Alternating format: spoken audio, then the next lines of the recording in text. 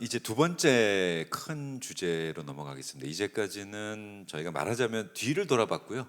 그래서 이제까지 우리가 걸어온 길, 걸어온 발자국, 이것이 어디에 발자국이 찍혔는가, 그리고 이 발자국의 의미는 무엇인가, 이런 말씀을 나누었다면 이제는 앞으로의 전망 얘기를 좀 나누어 보겠습니다. 근데 과거에 벌어진 일에 대해서는 우리가 각자 해석을 달리할 수 있지만 전망이 참 어려운 것 같습니다. 왜냐하면 우리 코로나에 관련돼서만 좁게 생각을 해보더라도 예측하기 굉장히 어려운 방향으로 코로나가 진행이 되어 왔고, 그리고 전통문화 콘텐츠는 이 새로운 위드 코로나 시대에 어떻게 대처를 해나가야 되는 것인지 큰 틀에서 좀 말씀을 부탁드립니다. 이미 이제 여러 가지 선언들 중에 되돌아갈 수 없다는 얘기는 이미 이제 다 동의한 그런 상황이죠. 학교 같은 데서 제가 이제 고무적으로 느낀 것 중에 하나는 뭐냐면, 정년 퇴임을 앞둔 노 교수님께서 1년도 안 남으셨는데 작년에 코로나 대비 온라인 수업에 대한 교육을 받으셨어요. 근데 그 온라인 교육 화면에, 줌 화면에서 제일 질문이 많으세요. 그리고 나서 올해 들어와서 또 보수 교육을, 추가 교육을 이렇게 받으러 들어오셨는데 갑자기 이렇게 훨씬 더 거만한 얼굴로 이러시면서, 이 젊은 교수들이 그것도 몰라?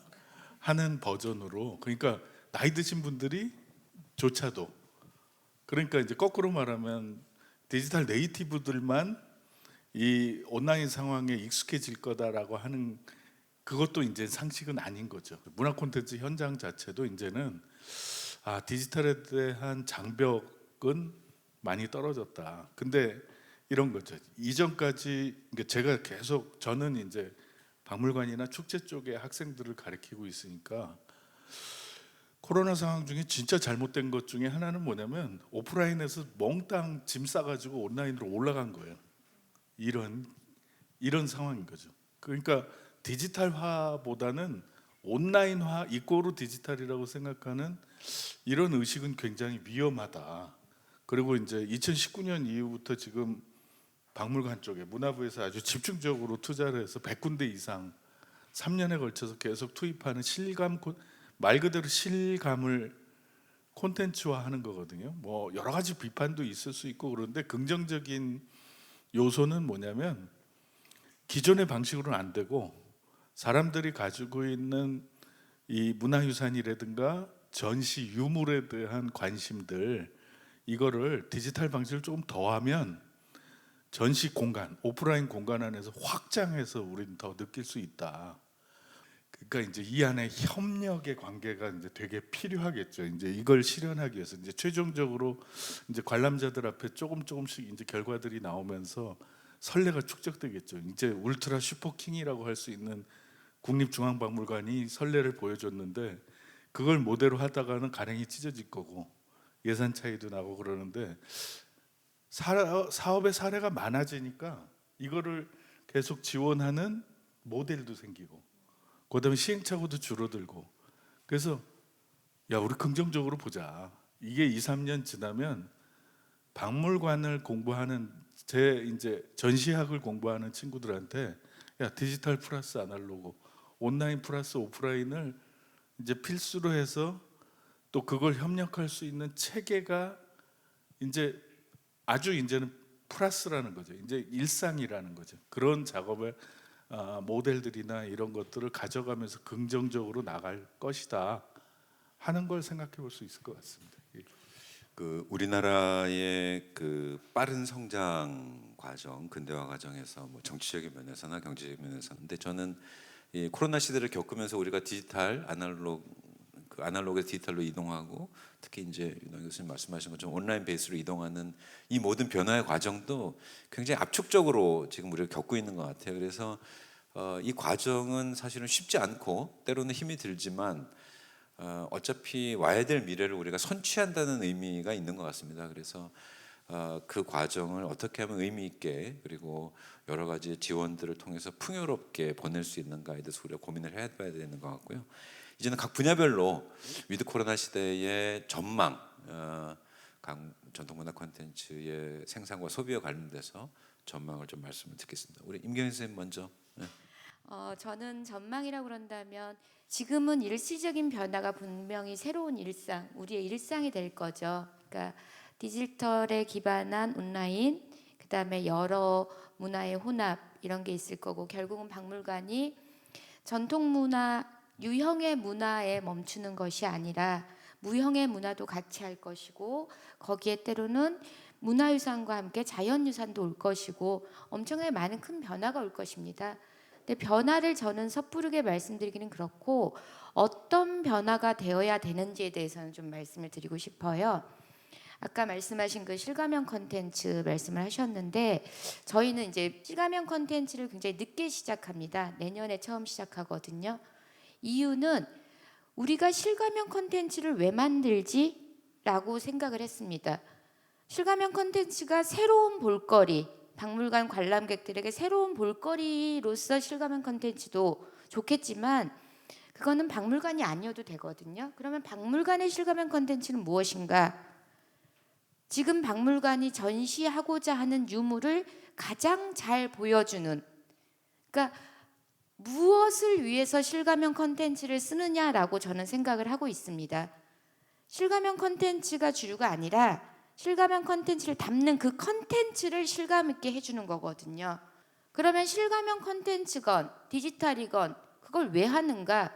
눈으로 보는 거 이상으로 더 잘 느끼고 잘 알게끔 하는 게 목적이라고 생각을 합니다.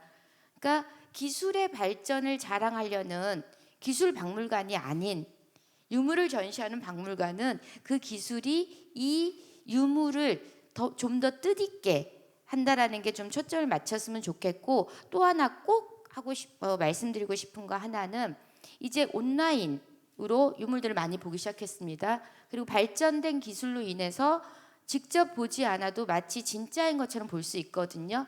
이거를 박물관 안에서만 가둬두면 안 된다는 게 저의 기본적인 생각입니다. 왜 박물관이 만든 컨텐츠는 박물관에만 놔두죠? 무조건 원하는 분들은 다 다운받을 수 있어야 된다고 생각을 합니다. 사유물에 대해서는 저희가 그런 말을 할 수는 없지만 국가기관인 적어도 문화재청 소속의 국립고궁박물관에 있는 모든 유물의 주인은 관심 있는 국민 또 세계인입니다. 세계인들도 관리가 있는 거죠.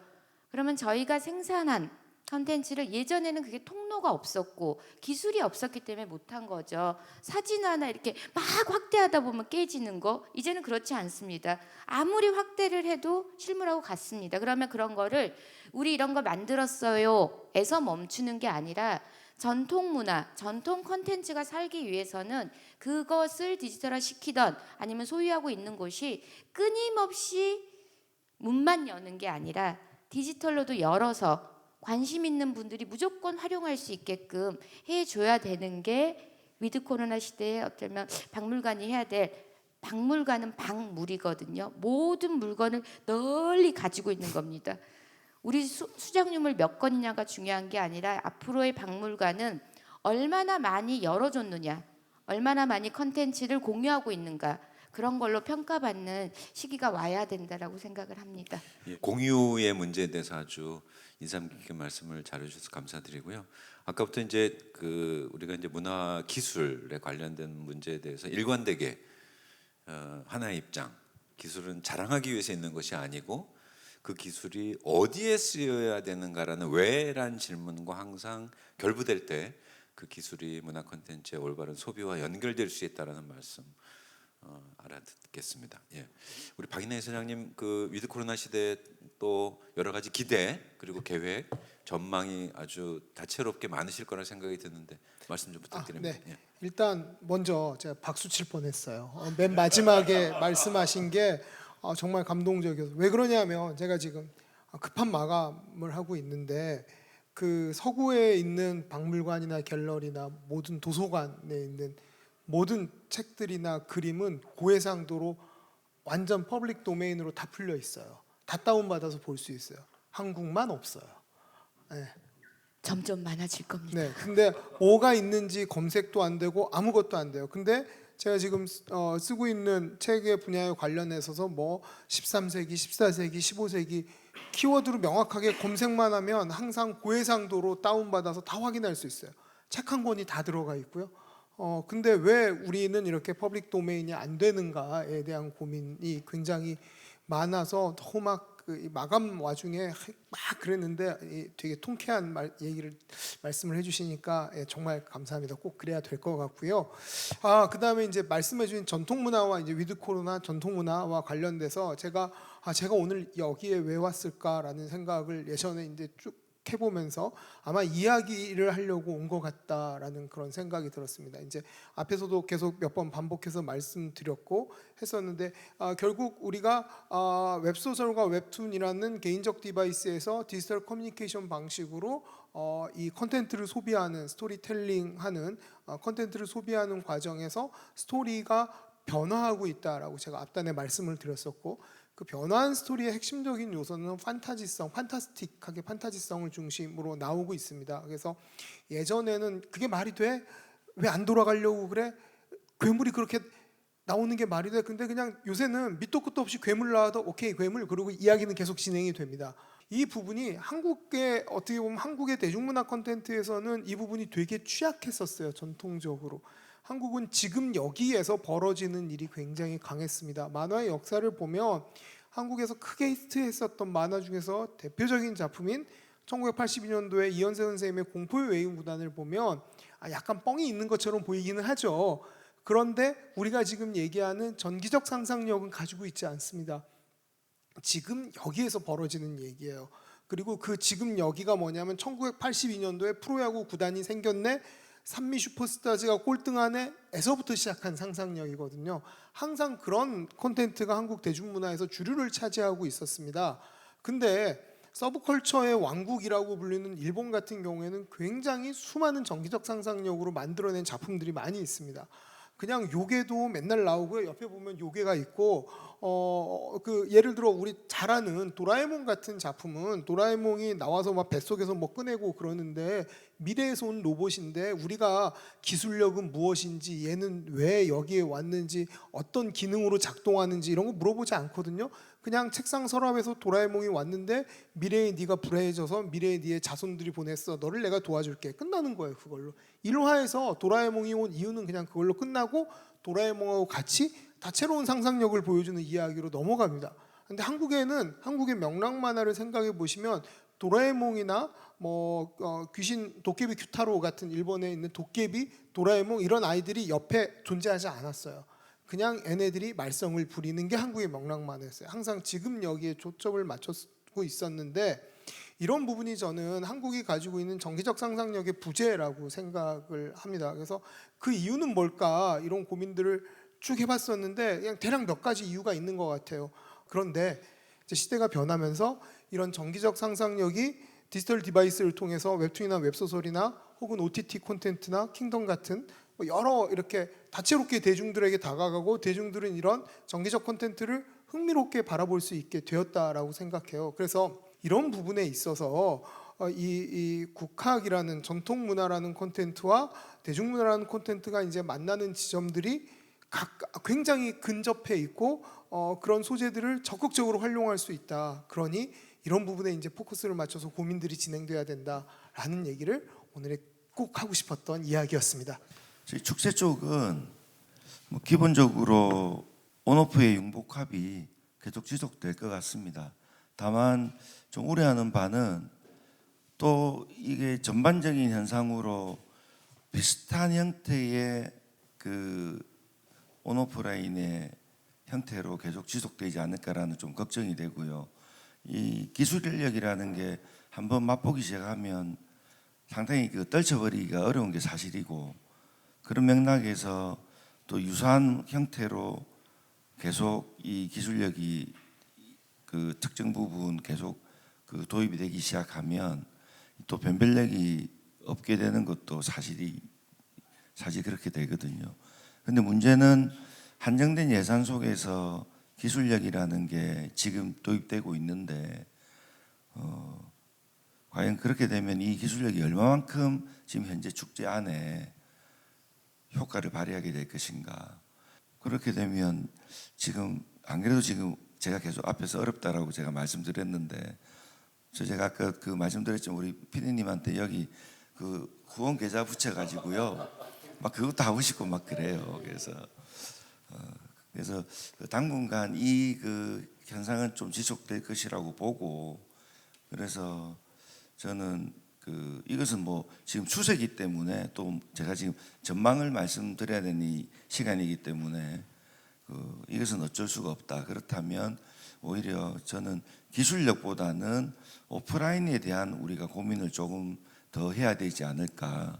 그래서 하지만 그럼에도 불구하고 발은 오프라인에 디디고 있지만 밀려오는 이 기술력을 어찌할 수 없다면 기술력보다는 디디고 있는 이 발을 조금 더 관심을 더 둬야 되지 않을까라는 말씀을 드리고 싶습니다.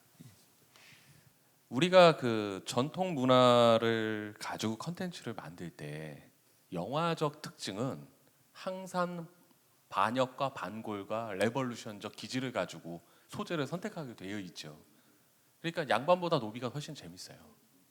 근데 축제는, 노비 축제는 없죠. 양반 축, 뭐 선비 축제는 있을 가능성이 있습니다만, 결과적으로 영화는 매우 반골적 기질을 가지고 있으면서 전통 소재를 비틀어서 사용하게 되어 있어요. 근데 이 영화의 창작자들, 연출자들이 무엇에 스트레스를 받느냐면 이 비트는 것의 외부적인 평가가 너무 가혹해요. 우리 대한민국 사회에서 정치인이 역사에 대해 왜곡된 발언을 하는 것에 대해 비판하는 수준보다 영화에서 왜곡된 되었다라는 것에 의해서 비판하는 수준은 훨씬 높고, 이 데미지가 쌓여서 다음 창작을 하기도 어려운, 물론 정치인들은 그 다음에도 출마를 하지만 이 정도로 가혹하게 이 창작의 시장에서 잣대를 대는 것이 있어요. 그러니까 전통문화 컨텐츠를 만들 때 전통문화 컨텐츠를 만들어지기를 기원하는 사람들이 어떤 입장에서 그것이 만들어져야 되는지에 대해서 한번 잣대를 한번 그 어떤 기준점을 잡아야 되는 것 같아요. 따라서 우리가 가지고 있는 매체의 특성에 따라서 조금 평가를 조금 더 자유롭고 조금은 좀 열어둬야 된다고 생각을 해요.